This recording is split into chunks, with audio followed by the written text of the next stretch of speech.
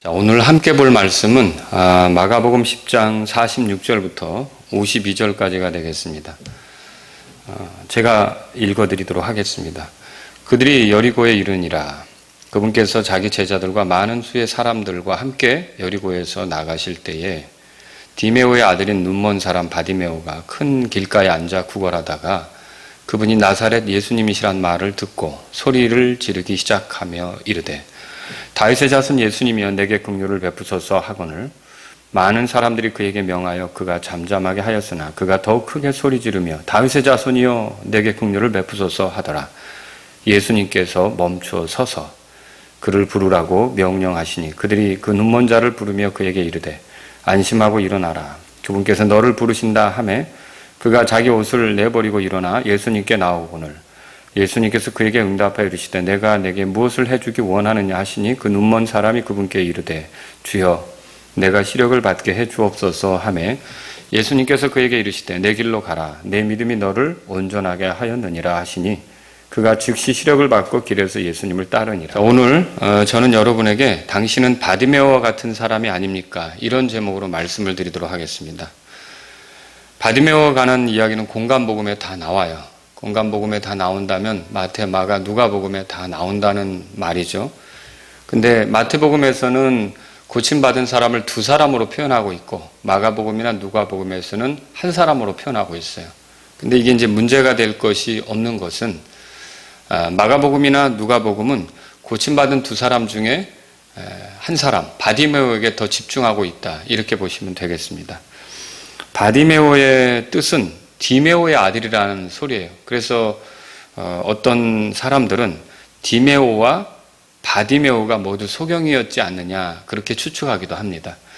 오늘 제 설교 목적은 바디메오가 눈을 뜨게 된 이야기를 통해 사람이 어떻게 구원받는지 살펴보려고 하는 겁니다. 구원받지 못하면 어떻게 됩니까? 영원히 죄인으로 판정받고 하나님의 심판, 진노를 당할 수밖에 없는 것이죠. 그래서 우리가 이 땅에 사는 동안 구원의 문제가 굉장히 중요하기 때문에 이 바디메오의 이야기를 통해 어떻게 구원받는지 한번 살펴보기를 원합니다.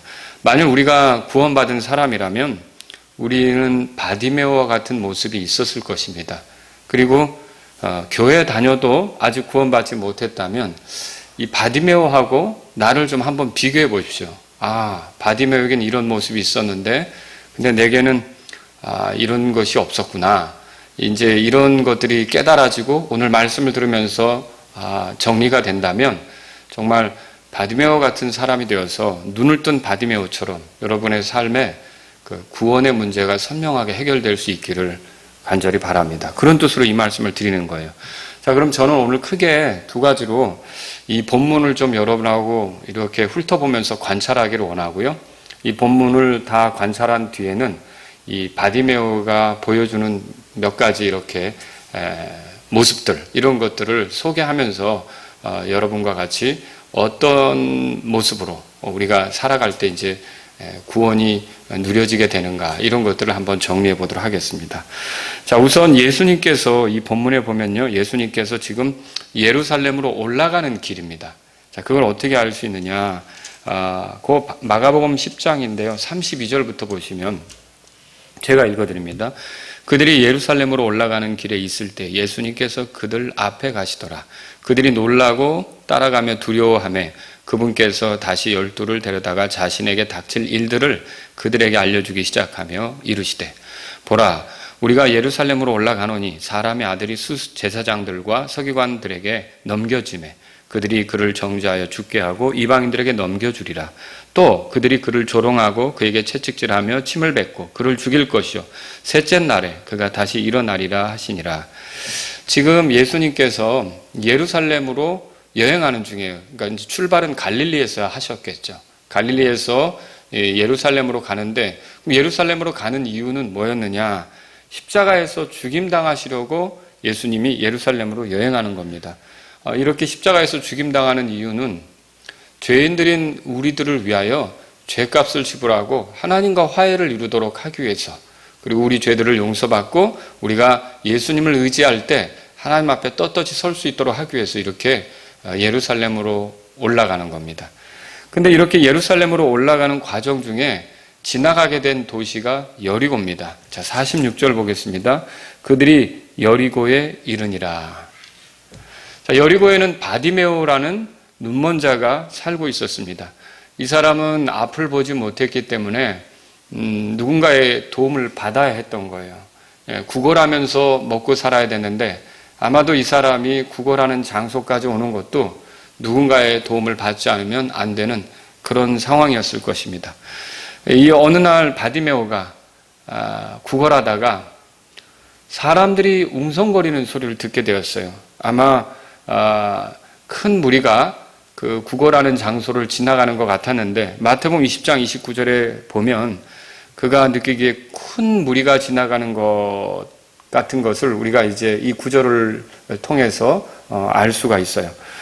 그래서 그가 무슨 일인지 궁금해서 가까이 있는 사람들에게 물었습니다. 이제 누가복음 18장 36절에 보면 그 내용이 또 나오는데, 근데 옆에 있던 사람들이 뭐라고 대답을 해줬느냐? 나사렛 예수님이 지나가신다. 그렇게 대답해 준 거예요. 이 바디메오는 눈은 멀었지만 그의 귀는 복된 귀였어요. 그러니까 여리고는 사람들이 유대 땅으로 여행할 때, 그러니까 갈릴리에서 유대 땅으로 여행할 때 오다 가다가 들르는 도시거든요. 근데 바디메오는 거기서 구걸하면서 여러 사람들로부터 이제 뭐 손을 내밀고 도움을 얻고 이렇게 하는데 여러 사람으로부터 이런저런 이야기들, 여행하면서 겪은 이야기들, 이런 것들을 이제 지나다니면서 할 거 아닙니까? 지나다니면서 하는 그런 이야기들을 들을 수가 있었던 거예요. 자, 그런데 이 바디메오가 그렇게 구걸을 하는 중에 듣는 여러 가지 이야기들 중에 말이죠. 바디메오의 마음을 사로잡은 하나의 이야기가 있었는데 그게 예수님에 관한 이야기예요. 그러니까 사람들이 지나가면서 예수님에 관한 이야기를 하겠죠. 야, 대단하셔. 정말 놀라우셔. 어떻게 그렇게 하실 수 있지? 우리가 기다려왔던 다윗의 자손이신 것 같아. 그리스도가 틀림없어. 정말 우리가 그분께 소망을 걸어야겠어. 하면서 여러 사람들이 지나가면서 하는 얘기를 들었을 거라는 거죠. 마태복음 15장 32절에 보면 마태가 이렇게 기록한 장면이 있어요. 큰 무리들이 다리 저는 자와 눈먼 자와 말 못하는 자와 불구자와 다른 많은 자들을 데리고 그분께 와서 그들을 예수님 발 앞에 두매 그분께서 그들을 고쳐주시니. 자, 이것은 예수님께서 병자들을 치료해 주시는 것을 기록한 거거든요. 마태는 예수님께서 많은 병자들을 치료하셨다. 이런 것들을 마태복음을 통해 소개하는 거죠. 근데 이런 마태의 그런 진술처럼 많은 사람들이 지나가면서 바디메오 곁을 지나가면서 자기들끼리 이야기도 했을 것이고 너무 놀라우니까. 그리고 또 어떤 사람은 직접 바디메오에게 동전을 던져주면서 도움을 주면서 그런 얘기를 했을 겁니다. 큰 무리들이 병든 자들을 데리고 예수님께 갔는데 그분께서 고치지 못하신 병이 없네. 뭐 이런 얘기들도 했을 것이고 또는 그래 맞아. 다리 저는 자, 눈먼 자, 말 못하는 자, 불구자 하여튼 뭐 어떤 나쁜 사람이든지 그분께 데리고 오면 그분이 다 고치시는 것 같아. 나도 언젠가 그 사람들 중에 있다가 그분이 고치시는 걸 직접 본 적이 있어. 먼저 이렇게 말하는 사람들도 있었겠지. 그렇죠? 그러면서 또 어떤 사람들은 야, 여기 이 소경들도 그분 앞에 있다면 온전하게 될 수 있을 텐데 이런 얘기들을 서로 주고받으면서 지나가지 않았겠습니까? 이때 바디메오의 마음속에 생긴 건 뭘까요? 기대가 생겼을 겁니다. 예수님을 한번 만나고 싶다. 그분에게 내 사정을 말하고 나도 좀 고쳐달라고, 나도 좀 눈을 뜨게 해달라고 내가 말해야겠다. 이런 그런 기대를 가질 수 있었던 거죠. 비록 그가 눈은 멀었지만 이런 그 기대를, 그 귀가 있기 때문에 그 들은 걸로 그런 기대를 가질 수가 있었던 거죠. 근데 이제 한 가지 안타까운 거는 마음대로 갈 수가 없는 거죠. 보지 못하니까 예수님께 나아가는 것이 쉽지 않았던 것입니다. 믿음은 들음에서 나며 들음은 하나님의 말씀에서 난다고 그러죠. 이게 하나님 말씀인데요. 이게 하나님 말씀을 들었을 때 믿음을 갖게 되는 것은 굉장히 복입니다. 이게 큰 복입니다. 지금 여리고에 대해서 여리고성에서 있었던 이야기를 여러분에게 드리고 있는데, 이 바디메오가 살기 전, 그러니까 약 1400년 전인데요. 똑같은 여리고 도시 안에서 이렇게 이스라엘 사람은 아니었는데 믿음을 갖게 된 여자가 있었어요. 그 여자도 이 여리고성에서 여행자들을 맞으면서 지내던 그런 창녀였는데요. 이름은 라합이죠. 이 라합이 오다 가다 많은 사람들이 하는 얘기를 들었어요. 근데 그 듣는 중에 그 가나안 땅이, 자기가 살고 있는 땅이 하나님께서 이스라엘에게 주시기로 한 땅이라 그들이 결국 그 땅에 들어와서 그 땅을 점거하고 그 땅을 소유하고 그 땅에 살아가게 될 거라는 것을 듣게 된 거죠. 그랬을 때 이제 우리가 여기서 사는 것은 끝난 것이고 이스라엘 백성이 들어와서 이 땅에 살겠구나라는 것을 하나님 말씀에 의해서 알게 됐을 때 그 라합은 어떻게 했느냐, 정탐꾼들을 숨겨줬죠. 그리고서 이스라엘 사람 편에 서서 결국 이스라엘과 같이 살아갈 수 있기를 바라서 어떻게 보면 그 당시의 세상에 대해서는 등을 돌리는, 그런 여리고 사람들에 대해서는 등을 돌리는 그런 일을 했단 말입니다. 그것과 마찬가지로 지금 바디메오도 어떻게 되느냐, 그가 예수님에 대해서 들었던 그 이야기를 가볍게 생각하지 않았어요.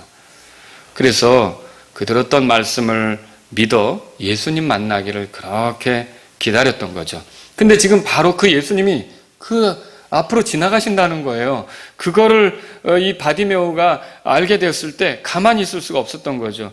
자, 그 바디메오가 여기 보면은 뭐라 그러냐면 47절에 보니까 그분이 나사렛 예수님이시란 말을 듣고 소리 지르기 시작하며 이르되 다윗의 자손 예수님이여 내게 긍휼을 베푸소, 이렇게 외치는 거는요, 이미 바디메오에게는 예수님에 관한 정보, 그분에 대해서 알고 있는 것들이 있다는 것을 보여주는 거죠. 바디메오는 예수님이란 말을 듣고 힘을 다해 소리쳤어요. 근데요, 조용히 말하지 않았습니다. 속으로만 말하지 않았습니다. 입만 조그맣게 뻥긋거리지도 않았습니다. 이 성경에 보면요, 예수님이시란 말을 듣고 소리를 지르기 시작했다, 그렇게 써 있어요. 아주 큰 소리로 예수님을 불렀던 거예요. 다윗의 자손 예수님이여 내게 긍휼을 베푸소서라고 크게 소리를 지르며 말했다라고 하는 거죠. 근데 이 소리가, 이 바디메오에게서 나오는 이 소리, 예수님을 부르는 이 소리가 뭘 보여줍니까? 이게 얼마나 그분이 지나가시기를 기다렸는지를 보여주고 있다는 거예요. 그리고 또 그 기회를 잃고 싶지 않은 그 절박함, 그 바디메오의 절박함, 이게 내가 기다려왔던 기회다, 이 기회를 놓치고 싶지 않다는 그 절박함을 보여준단 말이죠. 그리고 이 소리는요, 반드시 예수님의 도움을 받고 싶은 그런 간절함, 이런 것들을 보여준다고 할 수가 있습니다. 만일 그분을 놓친다면 다시는 이런 기회는 오지 않을 거다라는 생각을 가진 사람처럼, 아니 사람이 많으니까 그래? 예수님이 지나가시는구나, 예수님에게는 다음에 도와달라고 하고 구걸이나 부지런히 해야겠다, 이게 아니라 바디메오는 어떻게 했냐면 있는 힘을 다해서 예수님을 불렀던 거예요. 그 예수님을 그냥 보내드릴 수가 없었던 거예요. 그 예수님하고 이렇게 만남을 갖는 걸 다음 기회로 미룰 수가 없었던 거예요. 그래서 다윗의 자손 예수님이요, 여기 성경에 나온 대로 내게 긍휼을 베푸소서라고 외쳤던 거죠. 찬송가 중에, 우리 찬송가에도 있는데 478장에 인애하신 구세주여 내 말 들으사, 이렇게 이제 되는 거 있죠. 우리 찬송가 가사에는 인애하신 구세주여 들어주소서 이렇게 돼 있어요. 근데 이 찬송의 그 가사, 그 끝부분이 어떻게 끝나냐면 나를 지나치지 마소서. 영어 가사가 그렇게 돼 있어요. Do not pass me by. 그래가지고 나를 지나치지 마소서. 그러니까 주여 주여 들어주소서 하면서 나를 지나치지 말아달라는 그런 그 마음을 담고 있는 게 이 찬송이에요. 근데 바디메오는 그 간절한 찬송처럼 예수님을 불렀던 거예요. 제발 그냥 나를 지나치지 말아달라는 뜻으로 예수님을 불렀던 거죠. 근데 이 예수님을 불렀던 게 참으로 바디메오에게는 적절한 행동이었어요. 왜 그러냐면 지금 제가 이 말씀을 드리면서 초두에 예수님의 여정에 대해 설명했는데 예수님께서 지금 예루살렘으로 올라가신다고 말씀을 드렸죠. 그럼 왜 예루살렘으로 가는 겁니까? 십자가에서 죽으시기 위해서 가는 거예요. 그럼 이것은 뭘 말하는 거냐면 만일 이때 바디메오가 예수님 만나는 것을 놓친다면 그 공생애, 그러니까 육체를 가지신 예수님을 만나 도움받는 것은 이제 없게 된다는 거죠. 그런 시기는 갖지 못하게 된다는 거죠. 이것이 바디메오에게 온 굉장히 절박한 기회요. 이걸 놓치면 다시 육체를 가지신 예수님을 만나 도움받기는 어려운 상황이었던 거예요. 왜냐하면 예수님이 십자가에서 죽으시는 것이니까. 그 죽으러 지금 올라가시는 중이니까. 그 과정 중에 요 여리고를 지나가는 것이니까. 근데 이 기회를 놓치지 않고 바디메오는 부르짖었던 거예요. 근데 이렇게 바디메오가 예수님을 향해 부르짖었을 때 주변의 사람들의 태도는 어떠했습니까? 바디메오에게 잠잠하라고 했어요. 쉽게 말하면 떠들지 말라는 거죠. 시끄럽게 하지 말라는 거죠. 소란스럽게 하지 말라는 거예요. 자, 누가는 이 부분을 더 자세히 묘사하는데 누가복음 18장 39절에 보면 앞에 가던 자들이 그를 꾸짖어 그가 잠잠하게 하였으나 그렇게 돼 있어요. 그러니까 막 야단까지 쳤다는 거예요. 왜 이렇게 소란스러워하고 꾸짖으면서 왜 잠잠하라고 이렇게 그 사람을 위협하고 눌렀다는 것이죠. 구걸이나 하지 말이야. 분위기 망치지 마라 하면서 이렇게 이제 그 예수님을 부르는 바디메오를 더 큰 소리 내지 못하게 이렇게 눌렀단 말입니다. 그런데 바디메오는 어떻게 했습니까? 입 다물었습니까? 뒤로 물러섰습니까? 그렇지 않습니다. 48절에 보세요. 많은 사람들이 그에게 명하여 그가 잠잠하게 하였으나 그가 더욱 크게 소리를 지르며 다윗의 자손이여 내게 긍휼을 베푸소서 이렇게 외쳤던 거예요. 그러니까 바디메오는 사람들이 잠잠하라고 했다고 해서 멈춘 게 아닙니다. 바디메오가 멈추지 않았습니다. 그런데 바디메오가 멈추지 않자 멈추신 분이 계셔요. 바로 예수님이시란 말이에요. 예수님이 가던 길에서 멈추어 서셨던 거죠. 저는 이 부분을 읽을 때 참으로 귀하게 여겨집니다. 예수님이 자신의 가던 길에서 바디메오가 멈추지 않고 부르짖을 때 예수님의 발이 멈춰선 거예요. 그때 그 예수님이 멈춰선 것은 바디메오 때문이었어요. 바디메오가 부르자 예수님이 멈춰선 거죠. 이거는 누군가 이렇게 절박하게 예수님을 부르면 예수님께서 뭔가 가시던 길에서 멈추실 수 있을 정도로 동정심이 많은 분이라는 거죠. 그러니까 우리가 주님을 찾고 부르다가 지쳐서 우리 스스로 멈추면 안 되는 거죠. 우리가 주님을 찾으면 주님이 우리에게 관심을 갖기 시작하는 겁니다. 예수님은 그를 부르라고 명령하셨어요. 예수님께서 부르신다는 것은 그분이 그 바디메오에게 관심을 가지신다는 뜻입니다. 그분이 부르시면 안심해도 되는 거예요. 예수님 곁에 있던 사람들은 바디메오에게 이렇게 말했죠. 49절에 예수님께서 멈추어 서서 그를 부르라고 명령하시니 그들이 그 눈먼 자를 부르며 그에게 이르되 안심하고 일어나라. 그분께서 너를 부르신다 하매. 그분은 늘 우리들을 향하여 우리가 주님을 부르도록 그리고 주님께 오도록 그렇게 초청하십니다. 이런 주님께서 우리를 초청하신다는 것을 우리가 어디서 발견하냐면 십자가를 통해서 아는 거죠.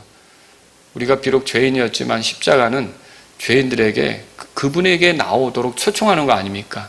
그분이 부르는 거 아닙니까? 그분이 우리를 부르시는 것은 우리를 안심케 하기 위해서라는 거죠. 자, 성경에는 구하라, 찾으라, 두드리라, 항상 기도하라, 쉬지 말고 기도하라, 또 아무것도 염려하지 말고 감사와 더불어 하나님께 알리라. 이런 모든 초청들은 주님께서 우리를 부르시는 것인데 이 부르심으로 인해 우리 주께서 우리에게 하시려고 하는 일이 뭐냐면 우리를 안심시키는 거죠. 어떤 죄인이든지 하나님께서 나를 부르신다고 믿으면 이제는 이제 안심하셔도 되는 겁니다. 그리고 예수님을 통해 나를 부르신다고 확신하시면 그 심판당할 죄인이지만 그 확신이 들었을 땐 그때부터는 안심하셔도 되는 거예요. 그리고 비록 심각한 죄인으로 지옥에 떨어져 마땅하지만 하나님께서 이 자신의 아들 예수님을 통해 십자가에서 피 흘리시는 예수님을 통해 나를 부르신다고 믿으면 그때부터는 안심하셔도 되는 거예요. 예수님께서 내게 관심이 있으시다고 이렇게 깨달아지고 그게 믿어지면 안심하셔도 되는 거예요. 기회가 있는 거고요. 이제 그는 건져지는 것이기 때문에 그렇습니다. 바디메오는 예수님께 나아가면서 자기 옷을 내버리고 일어섰어요. 50절에 보십시오. 그가 자기 옷을 내버리고 일어나 예수님께 나오거늘 그랬어요. 이 길고 거추장스러운 그 겉옷을 걸치고 주님께 급하게 나아가다가 그 겉옷자락이라도 밟으면 넘어질 수 있거든요. 그는 그 겉옷을 내던지고 그의 걸음을 방해할 수 있는 그 겉옷을 내던지고 주님께로 향하기 시작했던 거예요. 자, 예수님께 나아가는 자들은 무거운 것과 얽매이기 쉬운 것을 떨쳐버리는 것이 필요합니다. 오늘날 우리에게는 자만의 옷, 자기 자랑의 옷, 자기 의의 옷, 옛생활의 옷, 옛생활 방식의 옷, 이런 것들 무엇이 되었든지 이렇게 주께 나아가는데 방해가 될 수 있는 것들은 내던지는 것이 우리에게 필요하다는 거죠. 자, 예수님께서 그에게 물었어요. 내가 내게 무엇을 해주기 원하느냐? 자, 51절에 써 있습니다. 읽어보겠습니다. 예수님께서 그에게 응답하여 이르시되 내가 내게 무엇을 해주기 원하느냐? 주님이 우리에게 소원을 물으신다면 오늘 우리는 뭐라고 대답하시겠습니까? 제가 말씀을 준비하면서 예전에 읽었던 동화가 생각이 나서 여러분에게 잠깐 소개하려고 하는데 영국에 한 부부가 있었어요. 남편은 늘 잠만 자고 일하기 싫어했어요. 이런 남편에 대해서 아내는 못마땅해 잔소리만 늘어났죠. 이제 어느 날 남편이 그 아내의 잔소리가 듣기 싫어서 숲속으로 들어가서 잠을 자게 됐어요. 그런데 그 숲속에서 잠을 자다가 물에 빠진 아주 작은 요정을 건져줬어요. 저는 요정을 믿지는 않습니다. 근데 이제 이야기가 그렇다는 거죠. 그런데 그 구조된 요정이 그 남자에게 3가지 소원을 들어주겠다고 건져줬으니까 그 보답으로 3가지 소원을 들어주겠다고 이제 말했어요. 근데 그 3가지 소원은 이 남자가 말하는 게 아니라 이 남자와 함께 사는 그 아내가 말해야 하는 것이었어요. 그럼 아내가 말하면 그 3가지 소원이 이루어진다고 했던 거죠.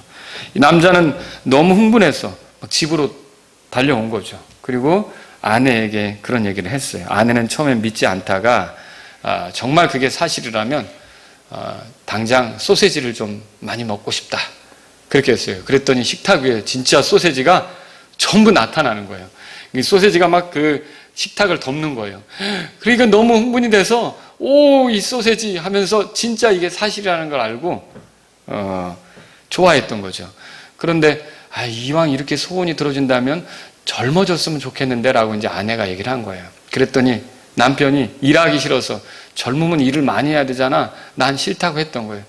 그러니까 일하기 싫어하는 그 남편의 모습에 화가 나서 또 이 여자가 2번째 소원을 비는데 그게 무슨 소원이냐면 저 코에다가 소세지나 콱 붙었으면 좋겠다 라고 그 소원을 말했던 거예요. 그랬더니 순식간에 그 소세지 하나가 이제 남편의 코에 달라붙은 거죠. 그리고서는 남편이 이 상황이 너무 불편하잖아요. 제발 이 소세지 좀 떼달라고 하니까 3번째 소원은 그렇게 쓸 수가 없어요. 그래서 들어주지 않았던 거죠. 근데 그 밤에 쥐들이 나타나서 이제 이 집에 있는 소세지를 다 훔쳐가고 마지막으로 그 남편의 코에 붙은 소세지까지 훔쳐가려고 달라붙은 거예요. 달라붙었는데 그 바람에 잠이 깬 거죠. 꽉 하고 소리를 질렀는데 아내도 깨서 보니까 이 쥐들이 이 소세지를 이제 먹으려고 이렇게 달라붙어 가지고 있는 걸 보고서 어쩔 수 없이 3번째 소원을 그 코에서 소세지가 떨어지게 해달라고 말했던 거예요. 그랬더니 소세지가 떨어진 거죠. 그런데 결국은 3가지 소원을 소세지 생겨라, 소세지 붙어라, 소세지 떨어져라, 이걸로 끝난 거죠. 이게 얼마나 허무한 그런 일입니까? 정말 중요한 그런 순간이 될 수도 있는데 저도 이 이야기를 읽으면서 참 안타깝더라고요. 근데 여러분에게 주님께서 소원을 물으신다면 뭐라고 대답하시겠습니까? 뭐라고 대답하시겠어요? 근데 이 바디메오는 오늘 뭐라고 대답하는지 보세요. 51절에 주여 내가 시력을 받게 해주십시오. 그렇게 말했어요. 그 말은 뭐예요? 마태복음 20장 33절에 보면 눈을 열어 주옵소서. 그런 겁니다. 보기를 원한다는 뜻이죠. 예수님께서는 그의 소원대로 되게 하셨어요. 그는 즉시 시력을 받았고요. 하나님께 영광을 돌렸어요. 52절 보죠. 예수님께서 그에게 이르시되 내 길로 가라. 내 믿음이 너를 온전하게 하였느니라 하시니 그가 즉시 시력을 받고 길에서 예수님을 따르니라. 자, 저는 이제 이것을 통해서 어떤 사람이 구원받는지를 여러분에게 말씀드리고 싶어요. 몇 가지로 정리해 보는데요. 이제 구원받은 사람에게는 이런 모습이 나타나는 거예요. 바디메오 같은 모습이 나타난단 말이에요. 자, 여러분이 구원받았다면 바디메오처럼 들었던 말씀에 의지해서 예수님을 믿은 사람들입니다. 이게 첫 번째 거예요. 바디메오는 예수님이 병자들을 고치는 것을 본 적이 있습니까? 본 적이 없어요. 이게 바디메오의 안타까움이죠.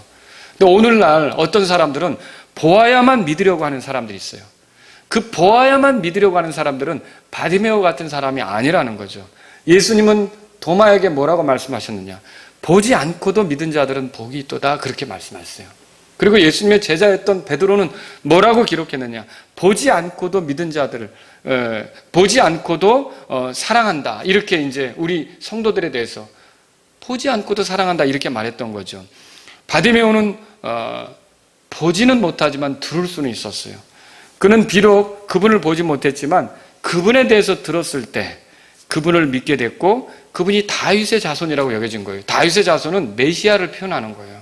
그러면 그가 예수님을 그리스도로 인정하고 그리고 그를 구원자로 믿었다는 뜻이에요. 그리고 그분에게 긍휼을 베풀어 달라고 호소했던 거죠. 당시에는 멀쩡히 눈뜨고도 예수님을 거부했던 서기관과 바리새인들, 유대의 종교 지도자들이 있었어요. 근데 이런 사람들은 바디메오 같은 사람들은 아니란 말이죠. 그러나 바디메오는 어때요? 눈멀었어도 귀가 복돼서 들었던 예수님에 관해서 믿었던 거예요. 예수님을 향해 51절에 보시면 이렇게 돼 있죠.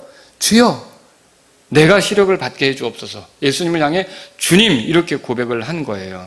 바디메오는 결국 예수님을 향해서 자신의 믿음을 보였는데, 예수님이 어떻게 했느냐? 이 바디메오의 믿음을 보고 이렇게 말씀하시죠. 52절에 내 믿음이 너를 온전하게 하였느니라. 예수님은 어떤 사람에게 은혜를 입게 하는데 그에게 주신 믿음을 사용하세요. 그러니까 말씀을 주시고 믿음을 갖게 하시고 그에게 주신 믿음을 사용하시는 거예요. 바디메오는 예수님에 대해서 믿었고 기대했고 예수님이시라면 자신의 문제를 해결해 주시리라고 확신했어요. 그리고 마침내 예수님이 지나가실 때 믿음을 표현해 드린 거죠. 그래서 구원받은 사람들 보면 보고 믿으려고 한 사람이 아니라 듣고 믿은 사람들이 결국 구원받은 사람들이라는 거죠. 두 번째로, 여러분이 구원받았다면 바디메오처럼 구원의 기회를 가볍게 다루지 않은 사람입니다. 예수님을 만날 수 있는 기회를 미루는 사람은 바디메오 같은 사람이 아니에요. 여리고성은 저주받은 도시고 그는 평생 거기서, 바디메오는 거기서 평생 눈먼 자로서 구걸하며 보내야 했던 거예요. 그런데 그가 예수님을 만나서 즉시로 시력을 회복하고 하나님께 영광을 돌리며 그분을 따르게 됐는데, 기회는 항상 있는 것이 아닙니다. 그분 가까이 계시는데 침묵하는 거 손해란 말이죠.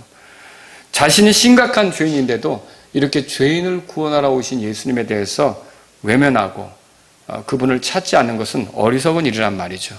아직도 구원받지 못했다면 바디메오처럼 불쌍히 여겨달라고 이렇게 호소하시기 바랍니다. 세 번째로, 여러분이 구원받았다면 바디메오처럼 자기 힘으로는 어떤 것도 할 수 없음을 인정한 사람이에요. 만일 뭐라도 할 수 있었다면 바디메오는 거기서 구걸하지 않았을 것입니다. 그가 할 수 있는 것은 구걸이 전부였어요. 그리고 예수님이 등장하셨을 때도 외치는 게 전부였어요. 어떻게 할 수가 없는 거죠. 도와달라고 예수님께 긍휼을 호소하는 것뿐이었어요. 만일 아직 여러분이 구원받지 못했다면 바디메오처럼 내가 나를 구원할 능력이 내게 없음을 빨리 인정하란 말이죠. 그러니까 구원받은 사람들의 그 모습을 보면 바디메오처럼 내 힘으로 할 수 없다는 것을 인정한 사람들, 이런 사람들이 구원받는 걸 알 수 있어요. 그래서 구원받지 못했다면 예수님께 도움을 요청하십시오. 예수님만이 나를 온전케 하실 수 있습니다. 이렇게 예수님에게 도움을 요청하라는 거죠. 네 번째로, 여러분이 구원받았다면 주께로 나아가는 데 있어서 장애물을 만날 때 바디메오처럼 그 장애물로 주님께 나아가는 걸 망설이지 않았던 사람입니다. 예수님께 가까이 가려 하지만 때로는 그 예수님 주위에 있는 사람들 때문에 어려움을 겪을 때가 있어요. 그들로 인해 다가가지 못하고 망설여지고 머뭇거려지고 돌아가야 되는 걸까? 이렇게 이제 위축될 때가 있단 말이죠. 근데 바디메오는 어땠어요? 그 주변에 있는, 예수님 주변에 있는 사람들이 잠잠하라, 시끄럽다, 조용히 하라 이렇게 꾸짖으면서 말할 때도 오히려 더 그 장애에 굴하지 않고 큰 소리로 예수님을 부르짖었거든요. 그래서 그 사람들의 방해에도 주저하지 않고 낙심하지 않으면서 이 예수님께로 다가온 사람들은 바디메오 같은 사람들이라는 거죠. 아직도 구원받지 못한 사람 중에는 그런 사람들이 있어요. 예수님을 알고자 해서 오기는 왔는데 교인들에게 상처받고 낙심해서 물러간 사람들이 있어요. 물론 성도들도 그러면 안 되죠. 예수님을 알려고 하는 사람들에게 걸림돌이 되면 안 되잖아요. 그런데 어떤 장애물을 보더라도 주님을 만나고자 하는 사람, 내가 주님을 꼭 만나야겠다. 내가 저 성도, 저 교인이 이런 뭐가 문제가 있어도 그것과 상관없이 나는 주님을 만나야겠다. 이런 사람들이 바디메오 같은 사람이 되는 거라는 거죠. 자, 그 장애물이 무엇이든지 간에 간절히 주님께 올 수 있는 비결은 뭐죠? 이건 이제 두 가지인데, 하나는 자기 상태가 죄 때문에 그만큼 심각하다는 것을 인식해야 돼요. 그러니까 자기가 굉장히 심각한 상태에 있다고 생각하는 사람은 다른 사람이 어찌하든 그게 그렇게 중요한 게 아니에요. 그 심각한 상태를 해결받아야 되니까. 근데 자기가 그렇게 심각한 상태라는 것을 인지하지 못한 사람은 다른 사람이 이거 눈에 거슬리는 것이 보이면 그것 때문에 뒷걸음질 치게 되는 거죠. 그리고 두 번째는 뭐냐면 자기에게 지금 필요한 것은 이 심각한 상태에서 나를 건져줄 예수님이라는 거죠. 저 사람들의 따뜻함이 나에게 필요한 게 아니라 나에게는 이 죄 문제를 해결해 주실 예수님이 필요하다라고 이렇게 강하게 생각하고 달려드는 사람들은 바디메오 같은 사람이 된다는 거죠.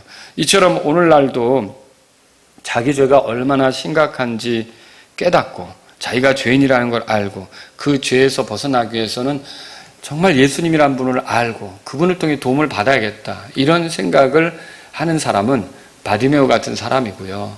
그렇지 않고 보세요. 아, 저 교인은 왜 저래? 아주 교인들 때문에 예수님 믿을 마음 없어. 이런 식으로 하면서 그 주변에 있는 사람들 때문에 상처받고 돌아서려고 하는 사람은 바디메오 같은 사람이 아니라는 것이죠. 그런 사람들은 어떤 해답을 얻지 못하고 끝날 수밖에 없다는 것입니다. 다섯 번째로, 여러분이 구원받았다면 바디메오처럼 옷을 벗은 사람입니다. 오늘 우리도 주님을 만나려면 벗어야 될 것들이 있는데요. 자기의, 자기 고정관념, 자기 중심의 삶의 방식을 가지고서 주님을 만난다? 이거 어려움이 있는 거죠. 만일 아직도 구원받지 못했다면 여전히 옛날에 걸친 옷을 좋아하고 있는지도 모르는 거예요. 옛날 살던 습관들을 포기할 수 없기 때문에 이렇게 주님에게 다가가는 게 어려울 수도 있다는 거죠. 예수님을 만나면 그런 것들을 내려놓는 것은 지극히 정상적인 것이 되는 거죠. 예수님이 어떤 분이신지 알아본다면, 예수님이 내 삶에 절박하게 필요한 분이라는 걸 깨닫는다면 그 옛날의 것들을 내려놓는 것은 문제가 되지 않는다는 것이죠. 여섯 번째로, 여러분이 구원받았다면 바디메오처럼 이제는 볼 수 있게 된 사람입니다. 구원받은 사람은 하나님께 속한 영광을 볼 수가 있어요. 또 하나님의 약속의 가치, 또 하나님께서 준비하신 것이 얼마나 좋은지, 이런 것들을 볼 수가 있어요. 제가 지금 볼 수 있다는 말을 계속 쓰고 있는데 하나님의 심판이 얼마나 엄중한지도 보고요, 하나님의 구원 계획이 얼마나 멋지고 아름다운지도 볼 수 있게 되는 거예요. 이렇게 눈이 열려 하나님께 속한 것들을 깨닫게 되는 것, 이걸 이제 제가 지금 본다고 표현했는데, 이렇게 하나님께 속한 것들을 깨닫고 보는 것은요, 성령님을 통해서만 가능한 겁니다. 그리고 성령님은 죄들의 용서를 받은 사람 안에 들어오시게 되는 거예요. 그리고 죄들의 용서는 예수님의 십자가의 피가 나의 죄 때문에 흘려졌다고 믿고, 나의 죄 때문에 죽으시고 부활하신 예수님이 나를 구원하기 위해서 그렇게 하셔서 예수님이 나의 구원자다, 나의 주님이다, 이렇게 믿을 때만 그 성령님이 그 사람 안에 들어가게 된다는 거죠. 예수님이 지금 여리고로 지나가시고 예루살렘으로 올라가는 이유가 뭐예요? 죄인들을 위해 피 흘려주기 위해, 죽으시고 부활하시기 위해, 죄인들을 건져 이제 그 성령님이 내주하는 삶을 살도록 하기 위해 이렇게 가시는 거 아닙니까? 만일 아직도 여러분이 구원받지 못했다면 하나님께 속한 것들이 얼마나 중요한지 보지 못하는 눈먼 자이고요. 여러분이 눈먼 자라면 여러분에게 필요한 건 뭐냐면 먼저 예수님께서 내 죄 때문에 십자가에서 죽으셨다는 것을 믿으셔야 돼요. 그리고 내 죄라는 것은 내가 노력해서 또 내가 착한 일 많이 해서 내가 무슨 정성을 다해서 해결되는 게 아니라 바로 예수님이 십자가에서 흘리신 피로 깨끗이 용서되고 하나님 앞에 이제 정죄받는 자가 아니라 하나님의 아들로 받아들여서 새로운 삶을 살게 된다는 것을 믿으셔야 된다는 것이죠. 7번째로 여러분이 구원받았다면 바디메오처럼 더 이상 수동적이 되지 않습니다.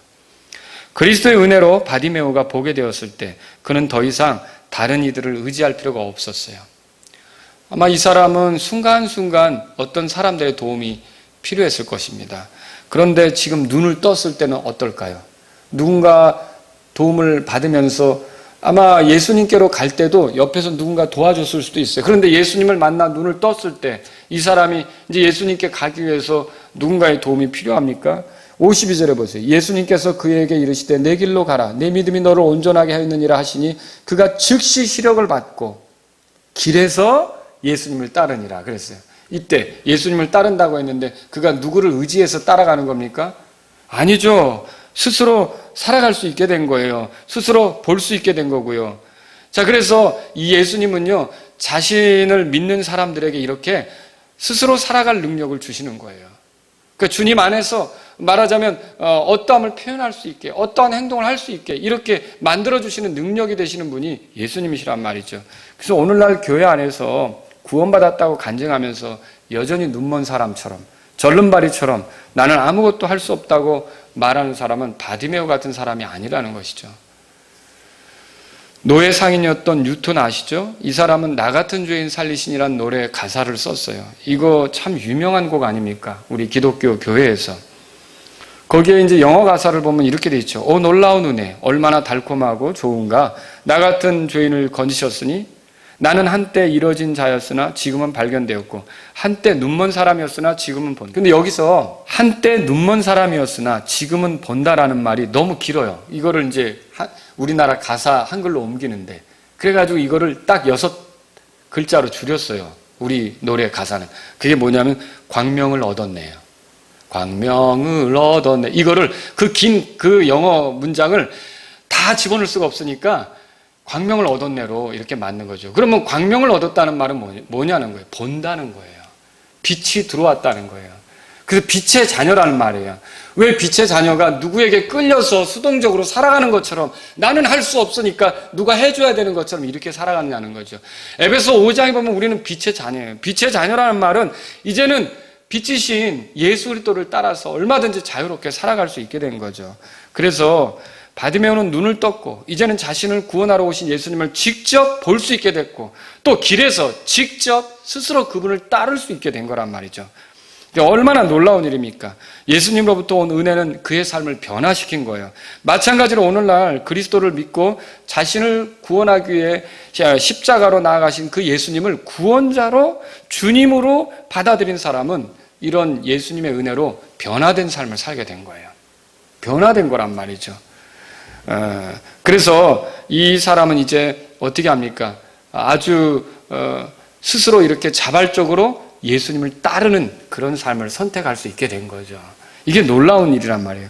그러나 그 속에서 만일 바디메오가 눈을 떴는데도 계속 누군가에게 의존해야 되는 것처럼 나는 할 수 없어. 내가 어떻게 주님을 따라가지? 이런 식으로 했다면 여러분 그게 예수님이 해주신 일에 대한 그런 올바른 그런 반응이 될 수 있겠냐는 거죠. 그렇게 생각하는 것은 바디메오 같이 사는 게 아니라는 거죠. 그는 자신이 스스로 할 수 없는 것을 이제는요 주님께 맞추면서 그렇게 살아갈 수 있는 주님을 따르는 사람이 되었던 거예요. 여러분 구원 받으셨습니까? 그렇다면 길에서 그분을 따른 바디메오처럼 하게 될 겁니다. 이게 아주 자연스러운 거예요. 더 이상 수동적인 삶을 살지 않는단 말이에요. 수동적인 삶을 살지 않는다는 말이 뭐예요? 그러니까 내가 아무것도 할 수 없어. 다 해주셔야 돼 그분이. 이게 아니라 그분이 나에게 능력을 주셨고 빛으로 인도하셨기 때문에 이제 그분을 따르는 기꺼이 성령님을 따르는 그런 삶이 가능하다는 것을 말씀이 보여주고 있다는 거죠. 제가 오늘 이 말씀을 드린 이유는 여러분 모두가 바디메오 같은 그 예수님을 경험하는 구원받은 사람들이 되기를 바라는 것이고, 이미 구원받은 사람이라면 여러분을 영적으로 보게 하시고 구원을 허락하신 주님을 바디메오처럼 아주 즐겁게, 아주 자유롭게 이렇게 성령님 안에서 따라가는 여러분이 될 수 있기를 바라서 이 말씀을 드렸습니다.